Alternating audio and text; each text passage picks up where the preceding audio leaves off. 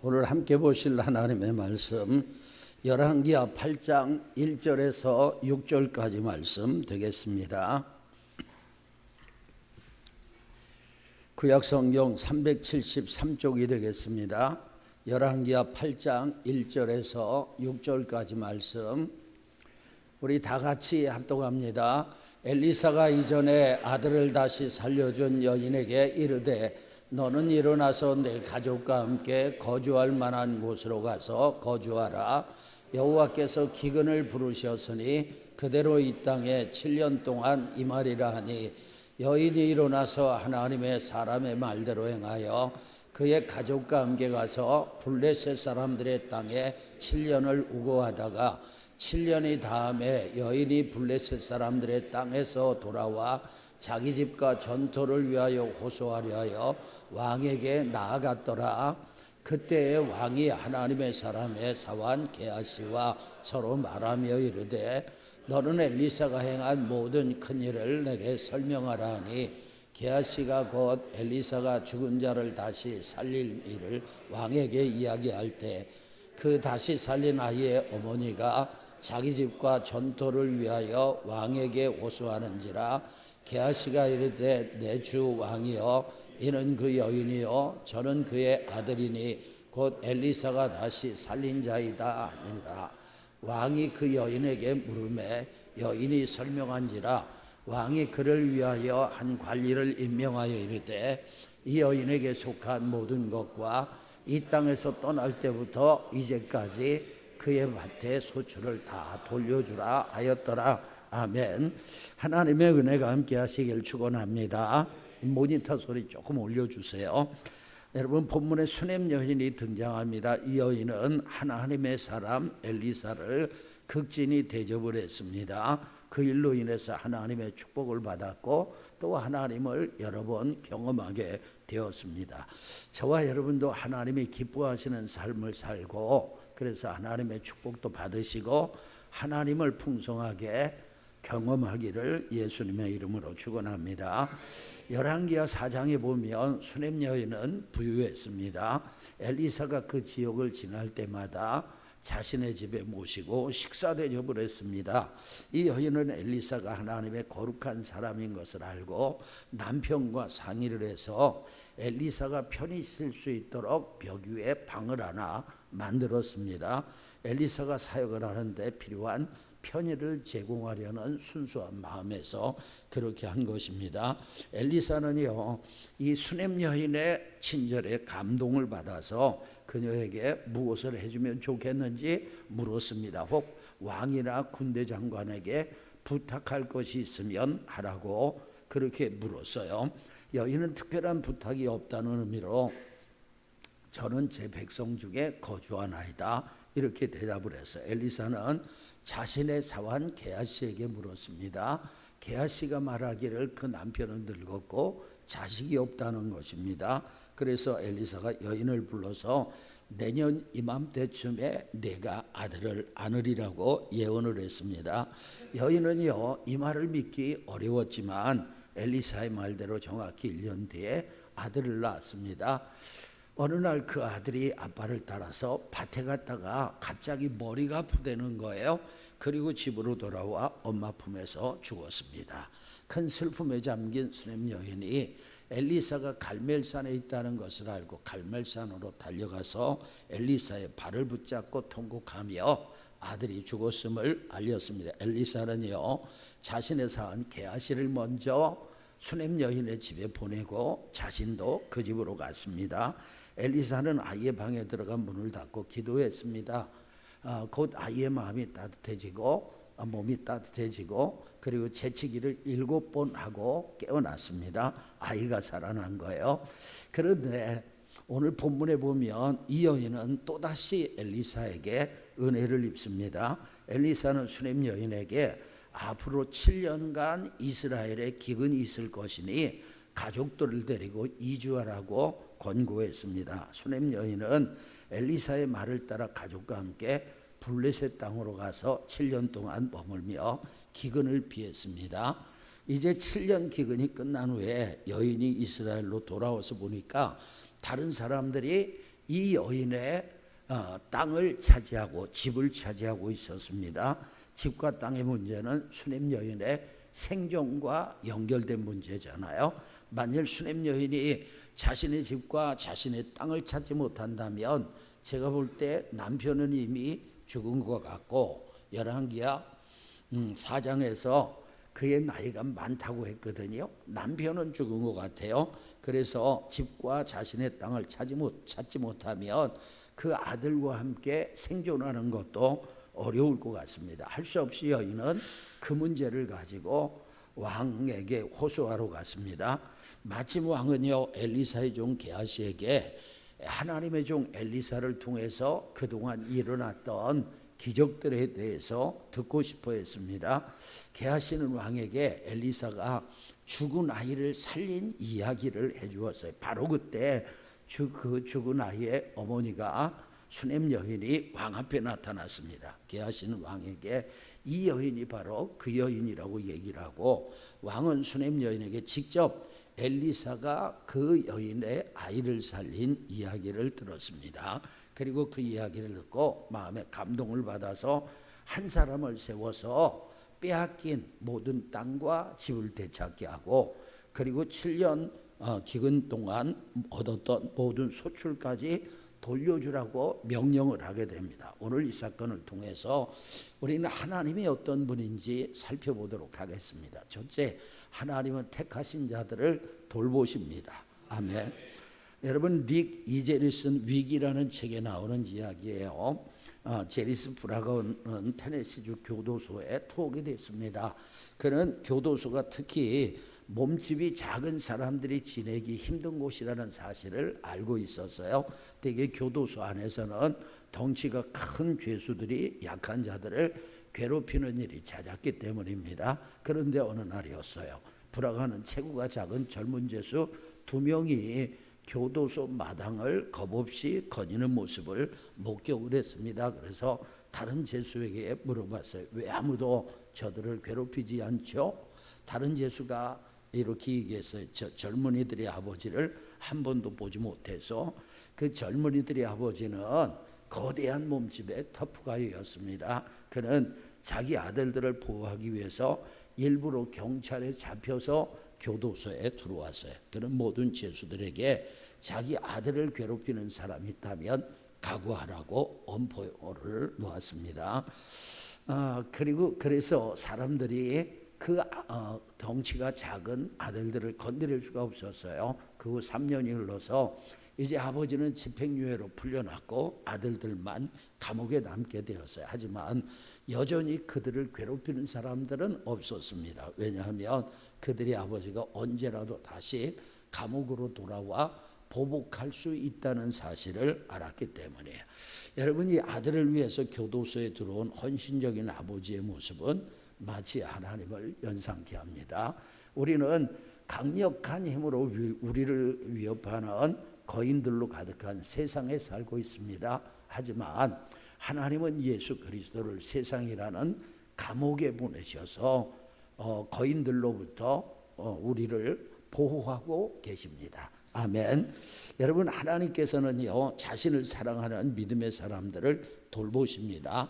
우리는 하나님이 나를 돌보신다, 이런 믿음을 가져야 합니다. 따라합시다. 하나님이 나를 돌보신다. 시편 17편 8절 다 같이, 나를 눈동자같이 지키시고 주의 날개 그늘 아래 감추사. 아멘. 이 내용은 다윗이 하나님께 자기를 지켜달라고 기도를 하는 내용입니다. 하나님, 저를 눈동자같이 지켜주세요. 여러분, 눈동자는 우리 몸에서 가장 중요하고 민감한 부분입니다. 그래서 우리는 눈동자를 보호하기 위해서 본능적인 노력을 합니다. 작은 티끌 하나가 들어가지 못하게 눈을 깜빡거리고 손으로 가립니다. 여러분, 주의 날개 아래 감춘다는 말은 어미새가 자기 새끼를 날개 아래 품어 위험으로부터 보호하듯이 하나님께서 모든 해악이나 위험으로부터 완벽하게 보호하신다는 것을 비유적으로 말하는 거예요. 그런데 사실 하나님은 우리들을 실제적으로 눈동자처럼 지키시고, 할렐루야, 날개 그늘 아래 보호하시는 줄로 믿습니다. 신명기 32장 10절입니다. 다 같이 여호와께서 그를 황무지에서 짐승이 부르짖는 광야에서 만나시고 호위하시며 보호하시며 자기의 눈동자같이 지키셨도다. 아멘. 여러분, 이 말씀은요 모세의 노래 중에 일부분입니다. 모세는 자신의 인생과 이스라엘 백성들의 40년간의 광야 생활을 돌아볼 때 하나님께서 어떻게 사랑으로 돌보셨는지 확신하고 이런 고백을 한 것입니다. 하나님은 모세가 갓난아이 시절부터 모세를 눈동자처럼 지켜주셨어요. 여러분, 모세가 태어날 때 애굽에 있었던 이스라엘 백성들의 수가 너무나 많이 불어나서 애굽 사람들에게 위협이 되었습니다. 애굽의 왕 바로는 유대인들의 번성함을 막고 그들의 인구를 줄이기 위해서 잔혹한 정책들을 사용했습니다. 그 중에 대표적인 세 가지를 말하면, 첫째는 노동 착취예요. 두 번째로는 산파들에게 영아 살해를 명령했습니다. 산파들에게 히브리인들이 자녀를 낳으면 딸이면 살려주고 아들이면 죽이라고 했습니다.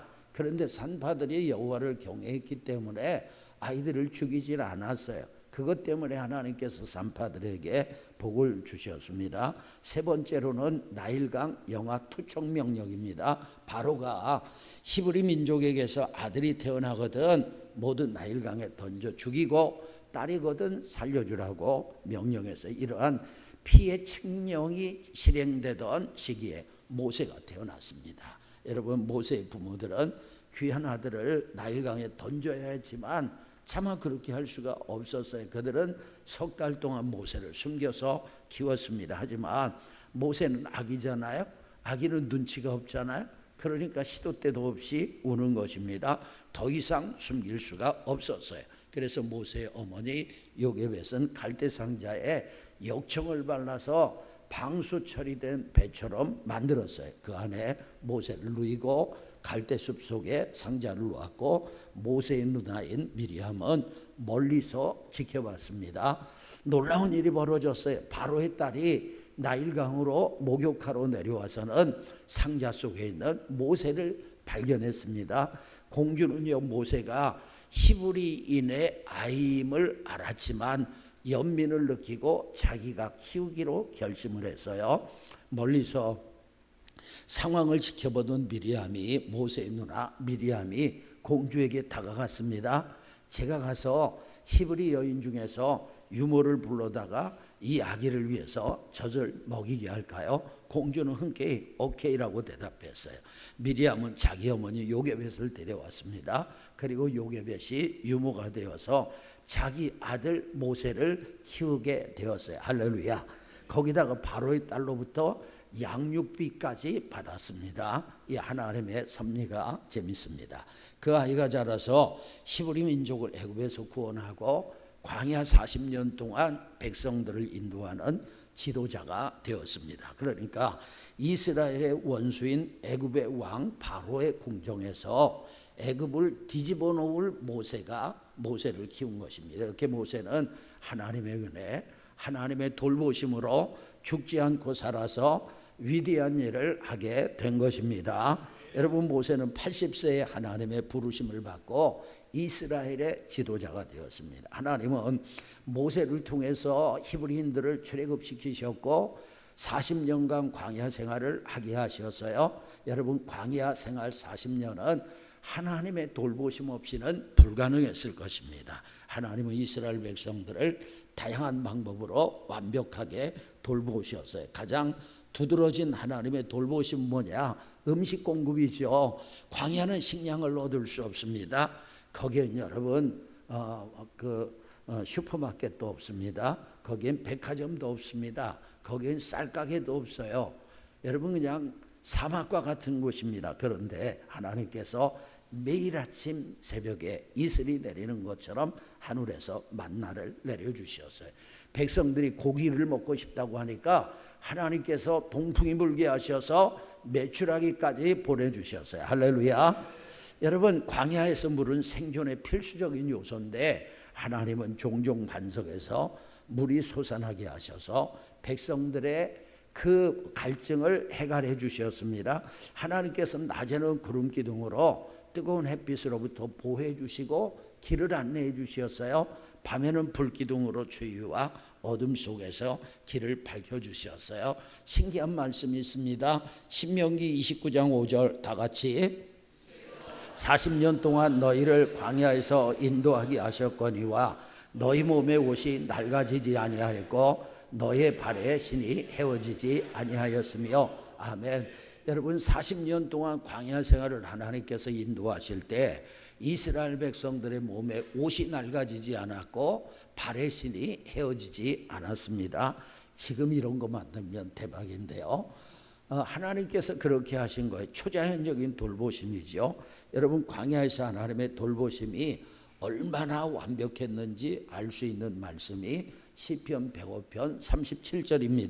다 같이 마침내 그들을 인도하여 은금을 가지고 나오게 하시니 그의 지파 중에 비틀거리는 자가 하나도 없었도다. 아멘. 출애굽하여 광야 생활을 하던 이스라엘 백성들에게는 비틀거리는 자가 하나도 없었어요. 비틀거리는 자는 약한 자입니다. 여러분 몸이 아파서 보행에 불편을 느끼는 자가 하나도 없었다는 거예요. 여호와 하나님의 완벽하신 돌보심 때문인 줄로 믿습니다.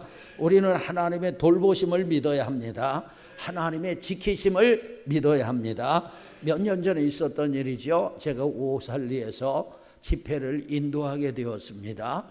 우리 교인들 기도하는 분들이요 와서 기도해 주겠다고 스타렉스 2대로 오살리 기도원을 향해서 출발을 했는데 한 대가 늦게 도착을 했습니다. 이유를 알고 봤더니 내비게이션이 이상한 길로 인도를 해가지고요 길도 막히고 차가 너무 천천히 가는 것입니다.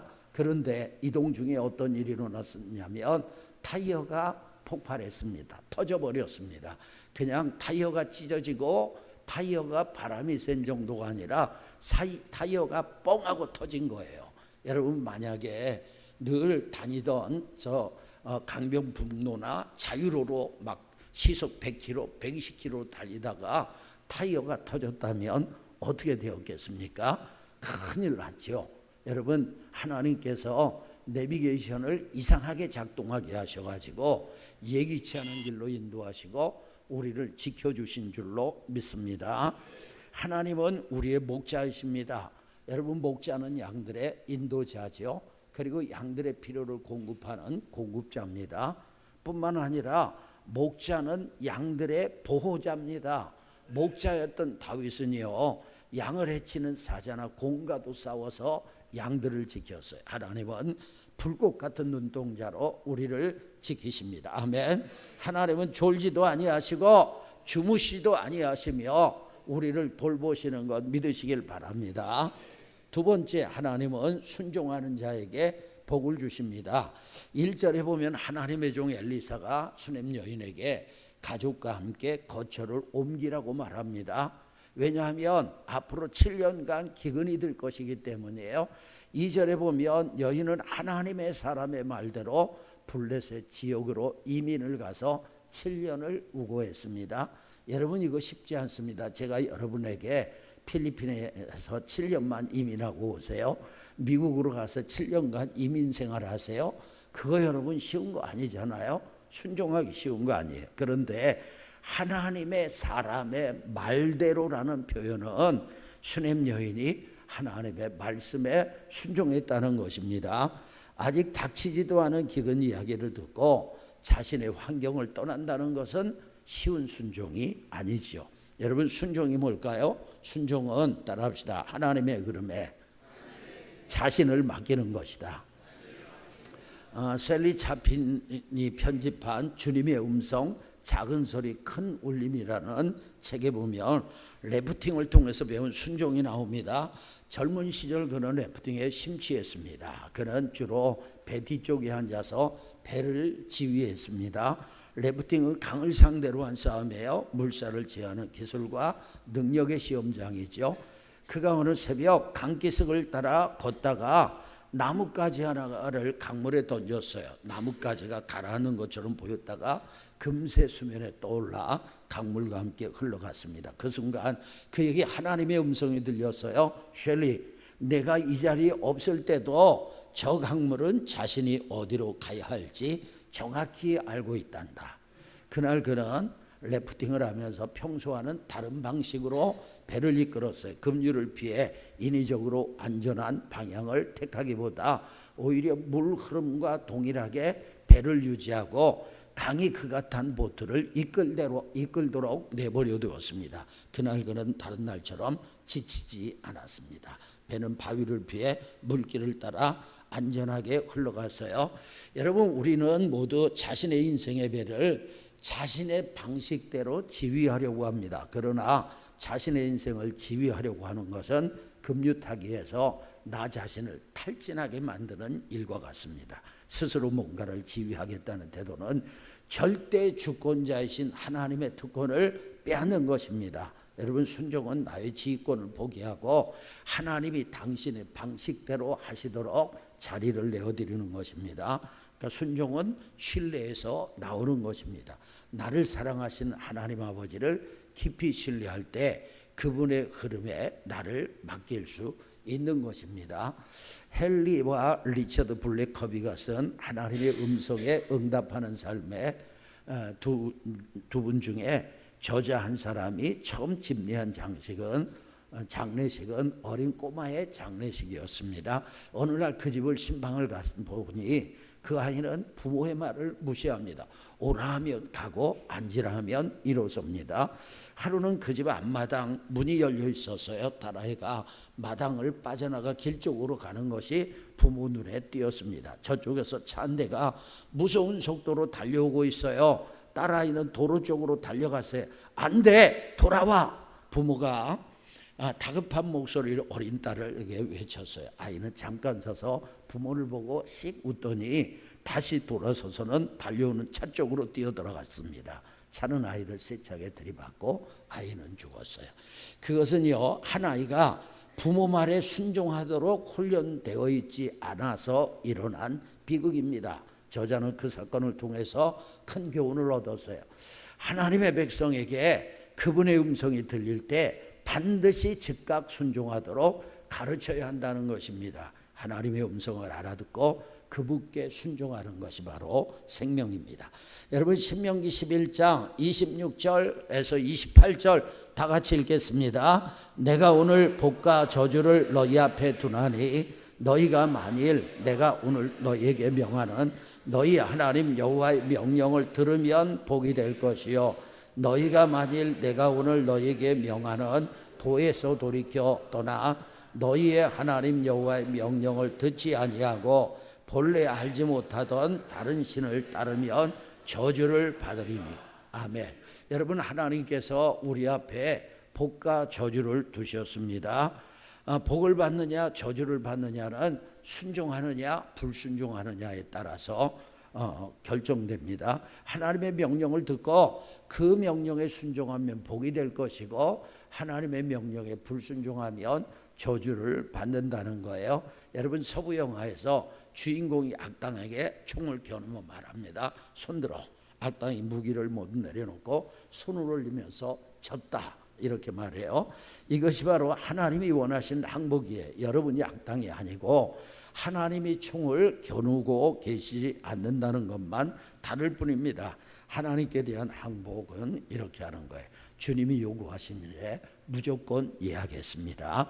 주님을 위해서라면 제가 원하는 일들을 기꺼이 포기하겠습니다. 그렇게 사는 것이 순종이에요. 여러분, 하나님께 순종하는 삶을 사는 사람은 풍성한 신앙생활을 합니다. 여러분, 풍성한 신앙생활 하기를 축원합니다. 그러면 풍성한 신앙생활은 뭐냐? 첫째, 하나님과 깊은 교제를 유지하는 것입니다. 요한복음 14장 21절 다 같이, 나의 계명을 지키는 자라야 나를 사랑하는 자니 나를 사랑하는 자는 내 아버지께 사랑을 받을 것이요 나도 그를 사랑하여 그에게 나를 나타내리라. 아멘. 여러분, 주님의 계명을 지키고 순종하는 사람이 주님을 사랑하는 사람이에요. 아버지께서는 그런 사람을 사랑하세요. 그리고 예수님께서도 그렇게 주님의 계명에 순종하는 사람을 사랑해서 그에게 예수님을 나타내시겠다고 말씀하셨습니다. 할렐루야. 여러분, 그러니까 주님이 우리의 삶에 자꾸 나타나시는 거예요. 그래서 나와 교제해 주시는 것입니다. 이는 마치 결혼한 부부가 서로 사랑하고 행복하게 가정생활하는 것처럼 신앙생활이 그렇게 행복하다는 것입니다. 제 아내에게 며칠 전에 들었어요. 어느 부부가 통장을 따로 관리를 했나 봐요. 근데 식사를 해야 되는데 남편이 소고기가 먹고 싶다고 했어요. 아내는 소고기 먹을 돈이 없다고, 그래서 아내는 식당에 가지 못하고 남편은 혼자 소고기 처먹으러 갔다는 거예요. 여러분, 그게 인간입니까? 사람이 그래서 되겠어요? 그게 어떻게 부부입니까? 여러분, 그런 가정이 어떻게 행복할 수 있겠어요? 그런데 주님과 우리의 관계가 이렇게 여러분 따로국밥처럼 놀고 동떨어져 있다면 어떻게 신앙생활이 행복할 수 있겠습니까? 여러분, 하나님의 말씀에 순종하시고 그래서 풍성한 신앙생활하기를 축원합니다. 또 풍성한 신앙생활이라는 말은 두 번째, 기도응답을 누린다는 거예요. 요한일서 3장 22절 다 같이, 무엇이든지 구하는 바를 그에게서 받나니 이는 우리가 그의 계명을 지키고 그 앞에서 기뻐하시는 것을 행함이라. 아멘. 여러분, 사도 요한은요, 자신과 그리고 믿음의 동역자들이 무엇이든지 하나님 앞에 기도하는 것을 받는데요. 이유가 뭐냐? 그들이 하나님의 계명을 지키는 거예요. 주님의 뜻에 순종하는 거예요. 그리고 앞에서 기뻐하시는 것을 행하는 거예요. 다시 말하면 하나님의 뜻에 순종하는 생활을 하니까 무슨 기도를 하든지 하나님께서 응답해 주신다는 것입니다. 할렐루야. 여러분, 기도 응답을 풍성하게 받기를 바랍니다. 따라합시다. 순종이 축복입니다. 세 번째, 하나님은 심은 것을 거두게 하십니다. 수냄 여인은 하나님을 섬기는 마음으로 하나님의 종, 하나님의 사람을 잘 섬겼어요. 그 결과 몇 가지 눈에 띄는 복을 받았죠. 첫째, 남편은 늙었고 자식은 없었는데 아들을 얻었습니다. 둘째, 그 아들이 죽었는데 하나님께서 엘리사를 통해 살려주셨습니다. 셋째, 이스라엘 땅에 7년 기근이 찾아왔는데 기근이 찾아오기 전에 피할 길을 알려줬습니다. 넷째, 7년 만에 돌아오니 남들이 수냄 여인의 땅을 차지하고 돌려주지 않았는데 하나님의 기가 막힌 타이밍의 역사로 인해서 왕이 감동을 하고 명령을 내려서 땅도 찾게 하고 집도 찾게 하고 그동안 소출도 되찾았습니다. 그러니까 수냄 여인의 특별한 헌신에 대한 하나님의 특별한 축복이죠. 시편 126편 5절 6절 다 같이, 눈물을 흘리며 씨를 뿌리는 자는 기쁨으로 거두리로다. 울며 씨를 뿌리러 나가는 자는 반드시 기쁨으로 그 곡식단을 가지고 돌아오리로다. 아멘. 여러분, 이 말씀은 단순히 농업적인 행위를 넘어서 자신의 복된 삶을 위해서 씨를 뿌리듯이 인내하고 노력하고 사랑하고 기도하는 삶을 살면 좋은 열매 풍성하게 거두겠다는 말씀이에요. 여러분, 하나님이 만드신 법칙 중에 중요한 법칙이 뭐냐? 따라합시다. 심고 거두는 법칙. 갈라디아서 6장 7절 다 같이 읽겠습니다. 스스로 속이지 말라. 하나님은 업신여김을 받지 아니하시나니 사람이 무엇으로 심든지 그대로 거두리라. 아멘. 여러분, 심지 않고 거두려고 하는 사람은 자기를 속이려고 하는 사람입니다. 하나님은 반드시 심은 대로 거두게 하십니다. 아멘. 그리고 심을 것과 심을 때를 주십니다. 그걸 놓치면 거둘 수 없는 거예요. 한 여객선이 심한 폭풍으로 항로를 잃고 헤매다가 어느 무인도에 난파되었습니다. 무인도에서 빠져나갈 방법이 없었어요. 난파된 배 주위를 살펴보니 다행히 몇 달 먹을 식량과 씨앗이 있었어요. 그들은 씨앗을 심기로 결정하고 땅을 팠습니다. 그런데 땅 속에서 황금 덩어리가 나왔어요. 그들은요 씨앗 뿌리는 일을 중단하고 황금을 캐느라고 온 무인도를 동분서주했습니다. 몇 달 후에 황금은 산더미같이 쌓였는데 식량은 바닥났어요. 그때서야 그들은 씨앗을 뿌려보려고 했지만 때는 이미 늦었어요. 결국 그들 모두는 황금더미 옆에서 굶어 죽었습니다. 여러분, 제가 지난 수요일에 제 뇌의 혹 이야기를 드렸는데 오늘만 마지막으로 좀 하겠습니다. 지난번에 특송을 했던 오래전에 우리 교회 출석하면서 저에게 많이 힘이 되셨던 분의 그 아들이 뇌에 혹이 생겼습니다. 뇌에 있는 혹이 자라서 시신경을 눌러서 한쪽 눈이 실명됐습니다. 그 혹을 제거하는 수술을 해야 하는데 수술비가 마련되지 않았어요. 제가 지난날 그분이 제 곁에서 힘이 되어준 것에 대해서 감사해서 어떤 분이 100만 원을 보내주고 제가 500만 원을 만들어서 600만 원을 보내드려서 2번 수술을 통해 혹이 제거되고 시력도 회복되었습니다. 그런데 저에게도 그 청년과 똑같은 자리에 혹이 있었습니다. 감사하게도 하나님은 제 혹은 기도하다가 그냥 사라지게 하셨어요. 할렐루야. 저는 처음에는 그렇게까지 생각하지 않았는데 시간이 가면서 하나님께서 심은 대로 거두게 하시는구나. 아멘. 그 청년의 혹을 없애기 위해서 제가 재정적인 헌신을 했잖아요. 그런데 하나님께서 제 뇌에 있는 혹은 수술하지도 않고 사라지게 하셨어요. 여러분, 하나님은 심은 대로 거두게 하십니다. 좋은 거 심으면 좋은 거 거두는 것이고 나쁜 거 심으면 나쁜 거 거두는 것이고 콩 심은 데 콩 나고 팥 심은 데 팥 나는 것입니다. 그러므로 저와 여러분은 항상 좋은 것을 풍성하게 심고 거두기를 주의 이름으로 축원합니다. 네 번째, 하나님은요 우리의 기도에 응답하시는 분입니다. 우리는 본문에서 예수 그리스도와 그분의 구속 사역에 대한 진리를 발견할 수 있습니다. 첫째, 죄와 심판으로부터 피난처이신 그리스도입니다. 여러분, 엘리사는 그리스도를 예표하고 엘리사가 7년간 기근을 경고하고 수넴 여인에게 피난할 것을 권한 것은 예수 그리스도께서 다가올 하나님의 심판과 죄의 결과로부터 우리를 보호하시는 피난처가 되신다는 것을 가르쳐 주는 거예요.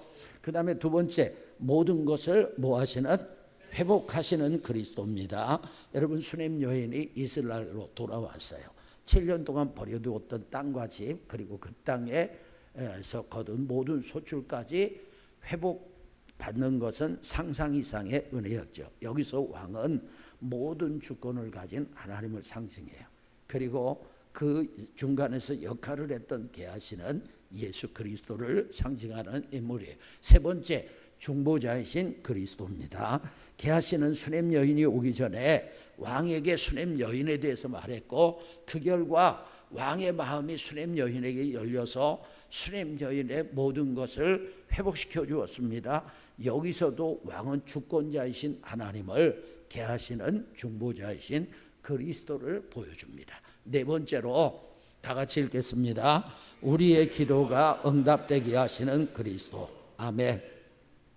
수넴 여인이 이스라엘 왕 앞에 간구하기 전에 하나님은 이미 왕의 마음을 열어놓으셨죠. 왕이 엘리사의 사원 게하시와 대화하고 있었어요. 그리고 엘리사가 했던 큰일들에 대해서 얘기를 했고, 특별히 엘리사가 죽었던 아이를 살린 사건을 이야기하고 있을 때, 그때 여러분 때마침 수넴 여인이 자신의 재산 문제를 왕에게 호소하기 위해서 나타났습니다. 게하시는 이 여인이 바로 조금 전에 얘기했던 그 여인이라고 말했어요. 왕은 게하시의 이야기와 수넴 여인에 등장하는 이 절묘한 타이밍, 하나님의 역사인 줄로 믿습니다. 그 타이밍으로 인해서 여인의 말을 신뢰하게 되고 여인의 청을 다 들어주게 됩니다. 여러분, 이 사건에서 왕은 우리의 기도를 들으시는 하나님을 그림자로 보여주고 게하시는 우리의 중보자 되시는 예수 그리스도를 보여줍니다. 아멘. 그러니까 왕에게 구한 여인의 간청이 응답되는데 게하시의 역할이 절대적이었던 것처럼 우리의 기도가 응답되는데 예수 그리스도의 역할이 절대적인 줄로 믿습니다. 히브리서 4장 15절 16절 다 같이 우리에게 있는 대제사장은 우리의 연약함을 동정하지 못하실 리가 아니요 모든 일에 우리와 똑같이 시험을 받으시니로되 죄는 없으시니라. 그러므로 우리는 긍휼하심을 받고 때를 따라 돕는 은혜를 얻기 위하여 은혜의 보좌 앞에 담대히 나아갈 것이니라. 아멘. 여러분, 우리가 하나님의 은혜의 보좌 앞에 담대히 나가는 것은 예배드리는 것이고 기도하는 거예요. 그러면 하나님께서 우리에게 두 가지 은혜를 주시는데 16절 제일 윗줄 보니까 긍휼하심을 받게 돼요. 두 번째 줄 보니까 때를 따라 돕는 은혜를 얻게 됩니다. 아멘. 다시 말하면 하나님께서 우리를 긍휼히 보시고 그리고 때에 합당하게 응답해 주신다, 그런 얘기입니다. 그런데 그렇게 응답될 수 있는 이유가 뭐냐? 15절에 우리에게 대제사장이 있어요. 그분은요, 여러분, 우리와 똑같이 시험을 받으셨는데 죄는 없으신 것입니다. 다시 말하면 십자가에서 죽으시고 부활하신 예수 그리스도 때문에 우리는 은혜의 보좌 앞에 담대히 나갑니다. 할렐루야. 그리고 하나님 앞에 긍휼하심을 받고 때를 따라 돕는 은혜를 얻게 되는 줄로 믿습니다. 여러분, 기도 응답과 관련된 아주 단순한 진리를 말씀드릴게요. 따라하겠습니다. 구하면 주시고 안 구하면 없다. 안 구하면 없어요. 가로 열고 국물도 없다. 여러분, 예수님께서 십자가에 달리실 때 양편의 강도 두 사람이 있었습니다. 그들은 예수님과 아주 가까이 있었기 때문에 구원받기에 너무 좋은 기회였어요. 한 사람은 예수님께 자신의 영혼을 부탁하고 하나님의 나라가 임하실 때 자신을 기억해 달라고 간구했습니다. 예수님께서는요, 그에게 말씀하셨어요. 오늘 내가 나와 함께 낙원에 있으리라. 그는 예수님께 구했기 때문에 천국에 들어갔어요. 반대편에 있던 강도는 예수님을 조롱하며 예수님에게 아무것도 구하지 않았습니다. 그는 구원받지 못했습니다. 여러분, 이스라엘의 역사를 보면 아무리 어려움이 닥쳐도 하나님께 구하지 않는 사람들이 있어요. 그들은 응답을 받지 못해요. 자, 아방 시대에 3년 6개월 동안 비가 오지 않았어요. 3년 6개월 동안 비가 오지 않으면 하나님 앞에 비가 오게 해달라고 기도해야 되잖아요. 그런데 그들은 기도하지 않았습니다. 구하지 않았어요. 그러니 비가 계속 오지 않았어요. 근데 때가 됐습니다. 엘리야 선지자는 하나님께 비를 구했어요. 엘리야는 무릎을 꿇고 무릎 사이에 머리를 집어넣고 그리고 하나님 앞에 구했어요. 여러분, 그가 처음에 기도할 때 아무런 표적도 없었습니다. 그러나 포기하지 않았어요. 7번 기도했을 때 여러분, 저 수평선에서 손바닥만한 구름 한 점이 떠올랐어요. 그리고 그 구름이 먹구름이 되어 온 하루를 덮고 그리고 이스라엘 가운데 엄청난 비를 쏟아 부었습니다. 여러분, 따라합시다. 구하면 주시고 안 구하면 없다. 뭐도 없다고요? 국물도 없습니다. 여러분, 하나님 앞에 기도하기를 축원합니다. 오늘은 열왕기하 8장의 말씀을 가지고 하나님은 어떤 분이냐? 첫째, 하나님은 택하신 자들을 돌보십니다. 눈동자처럼 지키십니다. 하나님의 날개 아래 품어주십니다. 두 번째, 하나님은 순종하는 자에게 복을 주십니다. 여러분, 순종은 뭐냐? 하나님의 흐름에 나를 맡기는 것입니다. 세 번째, 하나님은 심은 것을 거두게 하십니다. 하나님께서 심을 것도 주시고 심을 때도 주세요. 놓치지 말고 심어서 거두기를 축원합니다. 마지막으로 하나님은 우리의 기도에 응답하십니다. 여러분, 기도하면 주시고 기도하지 않으면 없는 것입니다.